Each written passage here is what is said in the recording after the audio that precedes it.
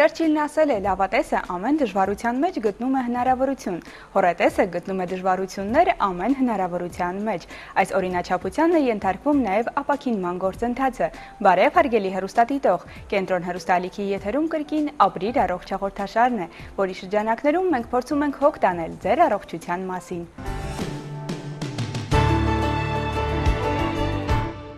Եվ այսպես «Ապրիր առողջ» հաղորդաշարի առաջին հատվածում ի պատասխան բազմաթիվ հեռախոսազանգերի հերթական անգամ հիշեցնեմ Ալֆամեդ հայ-իսրայելական ընկերության նախաձեռնությամբ կազմակերպված Իսրայելի հանրահայտ հորև բժշկական կենտրոնի պրոֆեսորների առաջիկա այցի մասին։ Նշեմ, որ պրոֆեսորները Հայաստանում բժշկական խորհրդատվություն կիրականացնեն մայիսի 15-ից 17-ն ընկած ժամանակահատվածում։ Ավելացնեմ, որ առաջատար պրոֆեսորների խմբում այս անգամ ընդգրկված է հեղինակավոր ուռուցքաբան, օրթոպեդ վնասվածքաբան, բազմափորձ ակնաբույժ, իսկ պրոֆեսորների խումբն ի պատիվ հայ ժողովրդի կրկին գլխավորելու է հորև բժշկական կենտրոնի գլխավոր բժիշկ, բազմապրոֆիլ թերապևտ Ռոման Բարակը։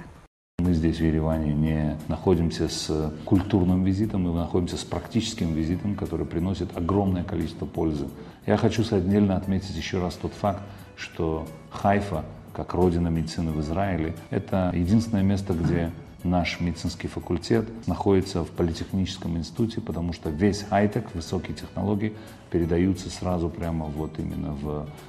медицинскую цивилизацию, и тем самым элита медицины Израиля начинается именно в Хайфе. Поэтому вместо того, чтобы приехать в Израиль,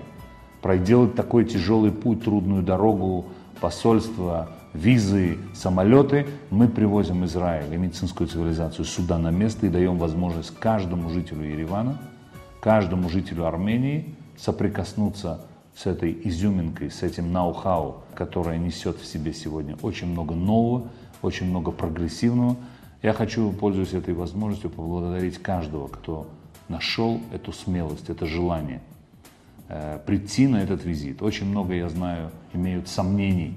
нужно ли прийти или не нужно прийти, а что мы вынесем с этого визита. Ведь в конце концов эти врачи приезжают сюда без каких-то больших, огромных аппаратов. Но каждый человек, который выходит с этого визита, понимает, что нашел совершенно новый белый лист своей жизни, понял, что сделал для себя огромное дело, не потерял время за этот час визита. Поэтому мы будем рады и дальше продолжить эту практику контакта с коллегами в Армении здесь, контакта с пациентами. Мы очень многое видим, что, в общем-то, двигается вперед от месяца к месяцу, от недели к неделе, страна развивается, растет, но еще, конечно, остается очень много трудностей, которые придется решать как медицине этой страны, так и правительству, и Министерству здравоохранения Армении. И пока эти проблемы решаются, мы готовы быть рядом и помочь как знаниями, так и практикой, давая все возможности и все знания каждому пациенту, который обратится к нам. Ցանկանում եմ տեղեկացնել մեր սիրելի հեռուստադիտողներին, որ Ալֆամեդ հայ-իսրայելական համատեղ ձեռնարկության նախաձեռնած երկրորդ կարծիք ծրագիրը կարճատև դադարից հետո շարունակվում է։ Ծրագրի շրջանակներում կայանա հերթական բժիշկների խմբի այցը Երևան, Ռաֆայել բժշկական կենտրոն։ Խմբի կազմում կլինեն օրթոպեդ վնասվածքաբան, ուռուցքաբան, ակնաբույժ եւ ինչպես միշտ բժիշկների խումբը ղեկավարի հորև բժշկական կենտրոնի գլխավոր բժիշկ դոկտոր Ռոման Բարակը։ Ուռուցքաբանը բնականաբար կպատասխանի ուռուցքային հիվանդություններին վերաբերող քիմիոթերապիային,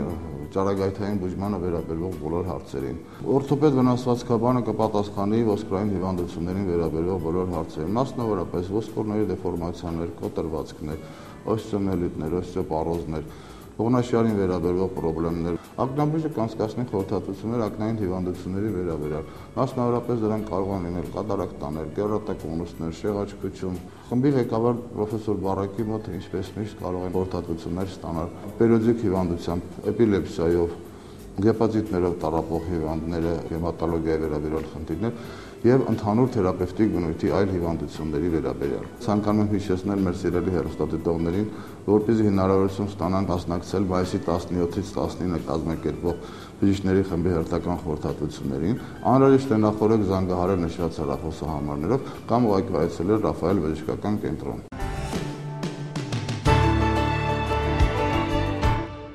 Ապրիլ առողջ հաղորդաշարի այս հատվածում խոսելու ենք մեր կյանքի որակի վրա այդչափ բացասաբար անդրադարձող ցավ անվամբ տհաճ երևույթի, նրա դրսևորման ժամանակացույցի, ուժգնության աստիճանների եւ մասնավորապես գլխացավերի ու կանացի պարբերական ցավերի պատճառների վերաբերյալ։ Մեզանից ոչ ոք չի կարող խուսափել ցավից։ Որոշ հետազոտություններ ցույց են տալի, որ նույնիսկ սաղմը արդեն զգում է ցավ։ Կուզեի նաև նշել, որ ժամանակակից հետազոտությունները ցույց տվեցին 10-ից 9-ի մոտ ամսվա ընթացքում այս կամ այն կերպով ցավը արտահայտվում է։ Արդյոք վատ բան է ցավը օրգանիզմի համար։ Կարելի է միանգամից ասել, որ ցավը դա որոշակի նախանշան է, իրավիճակ, որը ցույց է տալիս, որ օրգանիզմում ամեն ինչ այնքան լավ չէ։ Որպես կանոն, ցավը կարելի է վերացնել օգտագործելով համապատասխան միջոցներ։ Ընդհանրապես մարդը արդեն կյանքի ընթացքում գիտի, թե ինչը եւ ինչպիսի իրավիճակներում պետք է կիրառել համապատասխան միջոցներ, որպեսզի ցավը չդառնա այդ օրվա կամ կյանքի դոմինանտ։ Եվ կարելի է ասել, որ ցավը որպես կանոն վերանում է, եթե մենք ճիշտ ենք մոտենում այդ հարցին։ Սակայն պետք է զգուշացնեմ, որ եթե ցավը տևում է 3 օրից ավել, ապա անպայման պետք է դիմել բժշկի։ Խոսելով ցավային սինդրոմի մասին, պետք է նշեմ, որ գոյություն չունի մի մարդ, որ առնչված չլինի ցավի հետ, զգացած չլինի, թե ինչ բան է ցավը։ Խոսքը ֆիզիկական ցավի մասին է։ Ցավային սինդրոմի մասին խոսելուց կուզեի կանգ առնել քրոնիկական ցավային սինդրոմի վրա, որտեղ շատ կարևորում եմ ես գլխացավերը եւ մենստրուալ ցավերը, քանի որ դրանք իրենց տարածվածությամբ եւ հաճախականությամբ այսօր ոչ միայն առողջապահական խնդիր են հանդիսանում, այլ նաեւ սոցիալական։ Պարբերաբար կրկնվելով քրոնիկ ցավային սինդրոմները առաջացնում են տհաճություններ, աշխատունակությունն են իջեցնում, կյանքի որակն են փոխում, տրամադրության անկում են առաջացնում եւ ի վերջո մարդը ունենալով ցավ չի կարող լիարժեք հոգալ նույնիսկ իր կենցաղային կարիքները։ Եվ ի վերջո վերում է նրան, որ մարդը սկսում է օգտագործել ինքնաբուժման նպատակով դեղորայք, դեղամիջոցներ, առանց հաշվի առնելու տվյալ դեղամիջոցի վտանգավորությունը, անվտանգությունը եւ օգտվում է միայն ցավազրկող էֆեկտից։ Բժիշկների խնդիրն է լուսաբանել, պարզաբանել, թե ինչպիսի դեղորայք ընտրեն, որպեսզի օրգանիզմին ավելի քիչ վնաս պատճառեն։ Կանացի պարբերական ցավերի մասին խոսելիս նորից կանգ ենք առնում երևույթի, թե ինչպես է զարգանում։ Մենք պետք է ասենք, որ կանացի պարբերական ցավերը ամենամսյա ցավեր են, կրում են քրոնիկ բնույթ եւ կարող են սկսվել որովայնի շրջանի, մեջքի շրջանի ցավերով, սրտխառնոցով, գլխապտույտով, գլխացավով, երբեմն լինում է ջերմության բարձրացում։ Կինը այդ 3 օրերի ընթացքում կորցնում է իր աշխատունակությունը եւ որպես հասարակության լիարժեք անդամ չի մասնակցում հասարակության աշխատանքներին։ Այդ պատճառով էլ կանանցի այդ ցավերի դեպքում մենք խորհուրդ ենք տալիս ոչ միայն դեղորայքային բուժումը, այլ նաև օրգանիզմի կոփումը, սպորտի միջոցով, մարմնամարզության միջոցով, ֆիզիկական եւ մեխանիկական միջոցներով կոփել օրգանիզմը, որպեսզի ավելի հաճախականությունը պակասի ցավերի եւ տևողությունը պակասի։ Բայց եթե կա փաստը, որ գոյություն ունի ցավային սինդրոմ, պետք է հանել այդ ցավային սինդրոմը։ Խոսելով գլխացավերի մասին պետք է նշեմ, որ մենք ավելի շատ առնչվում ենք միգրենի, լարվածության գլխացավերի եւ ամենօրյա կրկնվող գլխացավերի հետ։ Ուրեմն սրանք շատ տանջալի են, ուղեկցվում են կողմնակի երևույթներով, սրտխառնոցով, գլխապտույտով, բայց երբեք հասարակությունը մեզանից շատերը այդ պատճառ չեն համարում, որպեսզի դիմեն բժշկի եւ ընդունեն նրա խորհրդատվությունը։ Միայն բարդությունների առաջացման դեպքում են դիմում, երբ որ կա արդեն գիտակցության խանգարումներ, ցնցումներ, գլխապտույտ եւ այլն։ Այստեղ գոյություն ունի նաեւ այսպիսի մի արատավոր օղակ, երբ կա դեղորայք ինդուկցվող գլխացավեր, այսինքն դա այն դեպքում, երբ գլխացավի պատճառով օգտագործում են անալգետիկ միջոցներ, բայց նույն անալգետիկները իրենք առաջացնում են գլխացավեր։ Այսինքն այդ արատավոր օղակը չգիտենք ինչպես պետք է հաղթահարել։ Դրա համար պետք է խորհուրդ տալ հիվանդներին անմիջապես չփորձեն գլխացավերը մեղմեն դեղորայքով, որտեղ կարող է լինել էպիզոդիկ գլխացավեր, որոնք անցնեն հասարակ հանգստի միջոցով, քնի միջոցով, մերսման եւ սննդի կարգավորման միջոցով։ Երբեմն լինում են գլխացավեր, որոնք որևէ լուրջ հիվանդության սկիզբ են եւ որպես ախտանիշ կարող են առաջանալ։ Այդ դեպքում որպես բժիշկ իմ խորհուրդն է, որ առանց բժշկի խորհրդատվության ինքնաբուժման չդիմեն, որտեղ կարող են այդ կարճատև լավացման պատճառով իրենք բաց թողեն լուրջ բուժօգնություն պահանջող որևէ հիվանդություն։ Այդ պատճառով էլ ցանկացած մարդ, երբ դիմում է ինքնաբուժման, ես կոչ եմ անում անպայման դիմել բժշկի, հետազոտվել։ Եթե չկան լուրջ խնդիրներ, ապա նոր միայն դիմել ինքնաբուժմանը։ Ինքնաբուժումը այսօր այնքան ընդունված է, եւ մեր հասարակությունը տարբեր պատճառներ կարող է բերել, որ չի կարող հաճախել բժշկի, նկատի ունենալով եւ ժամանակը, եւ աշխատանքից կտրվելու փաստը։ Այդ պատճառով էլ այսօր ունենք մենք այդ ինքնաբուժման փաստը, որի հետ պետք է հաշտվենք եւ պարզապես խոսենք վնասի եւ օգուտի մասին։ Ինքնաբուժման օգուտը այն է, որ առանց ժամանակ կորցնելու, առանց իրենց սոցիալական կյանքից կտրվելու, նրանք կարող են կարճատև ժամանակում հասնել էֆեկտիվության։ Իսկ վնասակարության իմաստով, որ այսօր դաշտը այնքան շատ է լցված ցավազրկող դեղամիջոցները, որ իրոք մարդը չգիտի որը ընտրի։ Ինչ անուն շատ լսում է եւ նույնիսկ դեղատներում խորհուրդ են տալիս եւ իրենք վերցնում են այդ դեղամիջոցները առանց խորանալու նրանց ազդեցության մեխանիզմների եւ վնասակարության մեջ։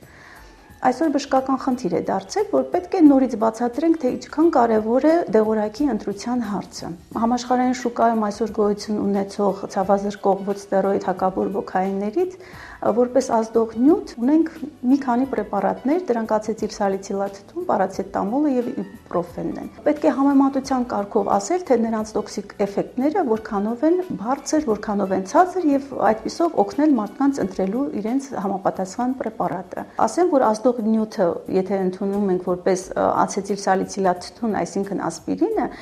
տվյալ դեպքում նա ավելի շատ հեպատոտոքսիկ էֆեկտ ունի, քան իբուպրոֆեն եւ պարացետամոլ պարունակող դեղամիջոցները։ Եվ հաշվի առնելով ացետիլսալիցիլաթթվի թրոմբոցիտների վրա ազդող հատկությունը, ագրեգացիայի վրա ազդող հատկությունը, սա նույնպես ցուցված չէ մենստրուալ ցիկլի խանգարումների դեպքում նշանակել, որովհետեւ այստեղ մենք պոտենցիում ենք արյունահոսությունը։ Այդ պատճառով էլ այսօր պրակտիկ բժշկի համար, ընտանեկան բժշկի համար ընտրության պրեպարատ է հանդիսանում ոչ ստերոիդ հակաբորբոքային պրեպարատներից իբուպրոֆեն պարունակող պրեպարատները։ Հաշվի առնելով ոչ ստերոիդների պրոստոգլանդինների սինթեզի ընկճման փաստը, շատ կարևորում ենք մենստրուալ ցիկլի խանգարման դեպքում նրանց նշանակումը եւ կիրառումը։ Ոչ ստերոիդ հակաբորբոքայինները ընկճում են պրոստոգլանդինների սինթեզը, իսկ ցավի ժամանակ, մենստրուալ ցավերի ժամանակ մենք գիտենք, որ պրոստոգլանդինների սինթեզը արագանում է, որի հետևանքով էլ առաջանում է փոքր կոնքի օրգանների արյունամատակարարման խանգարում,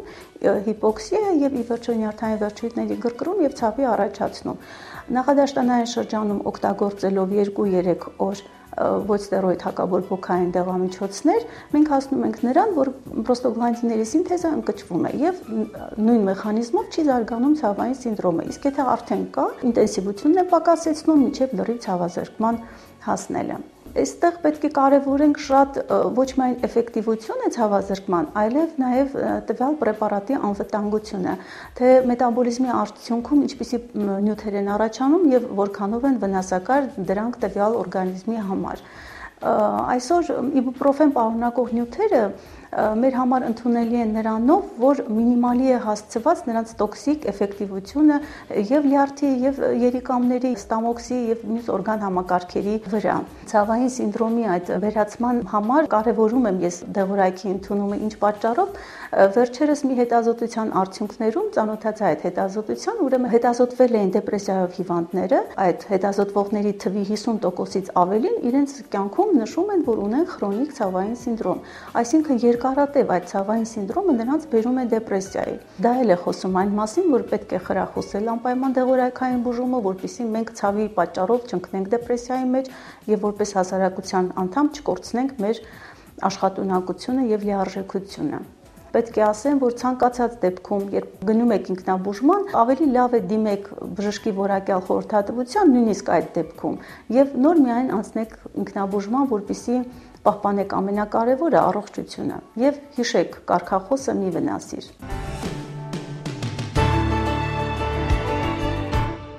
Ցավի հետ կապված որպես ուսադրող հանգամանք ասեմ, որ այն ամեն դեպքում հաղթահարելի է։ Պարզապես անհրաժեշտ է այդ գործընթացը կազմակերպել այնպես, որպեսզի այսպես ասած ցավահեռացումը լինի թե արագ, թե անվտանգ եւ թե արդյունավետ։ Ժամանակակից բժշկությունը առաջարկում է բազմաթիվ տեղեր, որոնք արդյունավետ են պայքարում ցավի դեմ։ Այստեղ ես կուզեի առանձնացնել նուրոֆենը որը անցնելով երկար ճանապարհ, կարելի է ասել համարվում է ցավի փորձագետ։ Նուրոֆենի ցանքում կան որոշակի տարբեր նուրոֆենի մոդիֆիկացիաներ, որոնք տարբեր ձևով են ազդում ցավի վրա։ Միջին ինտենսիվության ցավի դեպքում մենք կիրառում ենք նուրոֆեն դեղահատերը, կան անսպարբերական ցավերի ժամանակ խորհուրդ է տրվում օգտագործել նուրոֆեն ուլտրակապը, որը ավելի արագ եւ ավելի արդյունավետ է ազդում կոնկրետ այդ ցավերի դեպքերում։ Եվ այն ցավերը, որոնք ավելի ուժեղ են եւ գրեթե կարելի է ասել անտանելի, այդ դեպքում մենք կիրառում ենք նուրոֆեն ֆորտը, նուրոֆեն ֆորտեն պարունակելով կրկնակի դեղաչափ, բացի նրանից, որ բարձր արդյունավետ է ամենատարածված ցավի գլխացավի ժամանակ, նաև ցույց է տալիս իր բարձր արդյունավետությունը այլ ցավերի դեպքում եւ հատկապես ստեղ կուզեի առանձնացնել ատամնացավը եւ մեջքի ցավերը։ Այո, ցավը այն իրավիճակն է, որից մենք ցավոք չենք կարող խուսափել, բայց երբ նա կա, մենք կարող ենք վստահ լինել, որ մեր կողքին է ցավի դեմ պայքարի փորձագետ նուրոֆենը, որը տարբեր տարատեսակներով պայքարում է արդյունավետ տարբեր ցավերի դեմ։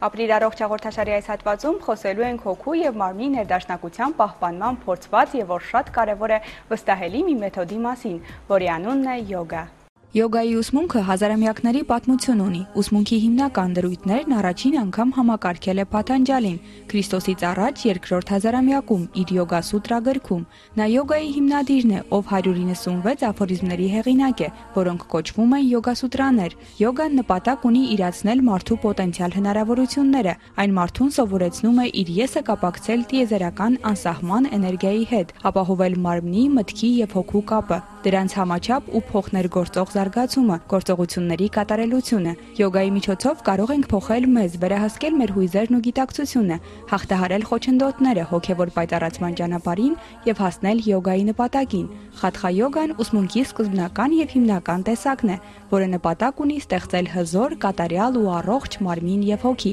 Խաթխա յոգան իրականացվում է ասանաների միջոցով։ Ասանա նշանակում է մարմնի ստատիկ դիրքեր։ Ըստ Փաթանջալիի դիրքերը նպաստում են մարմնի կայունությանն ու հավասարակշռությանը։ Ասանաների կատարումը վերադարձնում է մարմնի կենսական ուժն ու առողջությունը, ակտիվացնում է ներքին օրգանների աշխատանքը։ Ասանաների հիմնական նշանակությունը կայանում է մարմնի եւ մտքի միջև կապի հաստատման մեջ, որպեսզի դրանց ներդաշնակությունը թույլ տա շարժվել ֆիզիկական կատարելությունից դեպի հոգեվոր կատարելություն։ Գոյություն ունեն 84000 ասանաներ, սակայն մեր առօրյայում 1 տասնյակ ասանաները բավարար են ցանկալի արդյունքի հասնելու համար։ Ասանաները նման են մարմնամարզական վարժություններին, սակայն դրանք զուգակցվում են պրանայամայի հետ։ Պրանայաման տիեզերական ենթակառուցվածքն է, որը համարվում է գոյություն ունեցողի հիմքը եւ գոյատևման պայմանը։ Պրանայաման շնչառական վարժությունների համակարգ է, որը մարդուն լիցքավորում է տիեզերական էներգիայով, հավասարակշռում է դրական յան եւ բացասական ին էներգիաները։ Մարդու վիբրացիաներն ու ռիթմերը համապատասխանեցնում բնության վիբրացիաներին եւ ռիթմերին։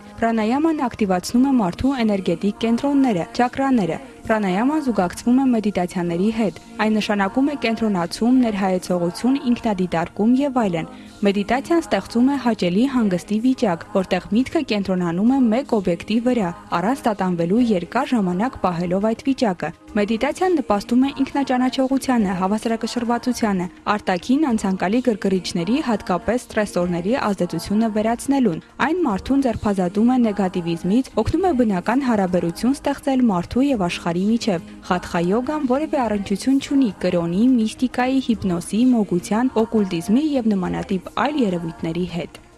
Իսկ թե ինչ բովանդակություն ունեն այն խորհուրդները, որոնց պետք է հետևեն բոլոր նրանք, ովքեր որոշել են զբաղվել յոգայով, կփորձենք բարձել հենց այս պահին։ Խորհուրդներ յոգայով հետաքրքրվողների համար։ Երբ մարզադահլիճ եք մտնում պարապմունք սկսելու, ապա դրսում թողեք ձեր հույզերը, հոգսերը եւ անհանգստությունները։ Պարապմունքն անցկացրեք մաքուր գորգի վրա։ Եթե հնարավոր է, յոգայով զբաղվեք հատուկ սենյակում։ Այնտեղ օդը պետք է մաքուր լինի։ Թույլ մի տվեք, որ անբավարարվածությունը, արհամարանքը, նախանձը, խանդը կամ այլ խեղաթյուրումները բուն դնեն ձեր գիտակցության մեջ։ Կարգավորեք ձեր հույզերը։ Երբեք թույլ մի տվեք, որ արտաքին հանգամանքներն ու ազդակները ազդեն ձեզ վրա։ Միշտ գիտակցեք, որ բացասական հույզերը թունավորում են մեր գիտակցությունն ու մարմինը։ Հետևեք ձեր խոսքին, խուսափեք վատ մտքերից, վատ խոսքերից եւ վատ արարքներից։ Առավոտյան վեր կացեք եւ երեկոյան պարկեք քնելու միևնույն ժամին։ Նյարդային համակարգը վերականգնելու համար պետք է պարկել երեկոյան ժամը 10-ին, քանի որ երկրի դիրքը դիեզերքում կեսգիշերից առաջ ավելի բարենպաստ է լինում։ Արթնանալիս բաց թողեք օդանցքը կամ սենյակը լավ օդափոխեք։ Քնեք գլուխը դեպի հյուսիս, ոտքերը դեպի հարավ։ Քնելուց առաջ կատարեք խորը շնչառություն եւ աշխատեք թուլանալ։ Անկողնում մի կարդացեք։ Արթնանալիս ձեր առաջին միտքը պետք է լինի. ես առողջ եմ։ Միտքը կենտրոնացրեք այն բանի վրա, որ ձեզ համար ամենակարևորն է։ Եթե հնարավոր է, լոգան կընդունեք ամեն օր։ Ձեր մաշկը հաճախակի ազատեք թափոններից եւ թույներից։ Թող ձեր ֆիզիկական եւ հոգեկան մթնոլորտը մաքուր լինի։ Ոտքերը հաճախակի ազատեք կոշիկներից։ Ոտաբոբիկ քայլեք գետնի վրա, անտառում կամ բնության գրկում։ Թող ձեր սնունդը պարունակի ավելի շատ հում մթերքներ՝ բանջարեղեն, միրգ, կանաչի, մեղր, կաթ եւ այլն։ Եթե ուզում եք լուրջ արդյունքների հասնել յոգայով զբաղվելիս, պետք է թողեք ծխելը, ալկոհոլ օգտագործելը եւ այլ վնասակար սովորությունները, որովհետեւ դրանք բթացնում են այն նյարդային կենտրոնները, որոնք յոգայի վարժություններով պետք է աշխուժացվեն։ Ահա եւ վերջ, ինձ մնում է հիշեցնել միայն, որ ապրիր առողջ հաղորդաշարը կոչված է օգնելու ձեզ ձեր առողջության պահպանման կարևոր գործում։ Հոգ տարեք ձեր առողջության մասին եւ շարունակեք զանգահարել մեզ առողջական ցանկացած խնդրի հետ կապված առաջատար բժիշկների կողմից օգտակար եւ բովանդակալից հեռուստախորհրդատվություն ստանալու համար։ Հավատացնում եմ ձեզ, որ մենք չենք անտեսում ոչ մի հեռախոսազանգ եւ անում ենք հնարավոր ամեն ինչ, որպեսզի մեր բոլոր հեռուստադիտողները ստանան իրենց ուզող հարցերի պատասխանները, գտնեն իրենց բժշկին եւ վերջնականապես ազատվեն իրենց ուզող առողջական խնդիրներից։ Ապրեք առողջ, կհանդիպենք։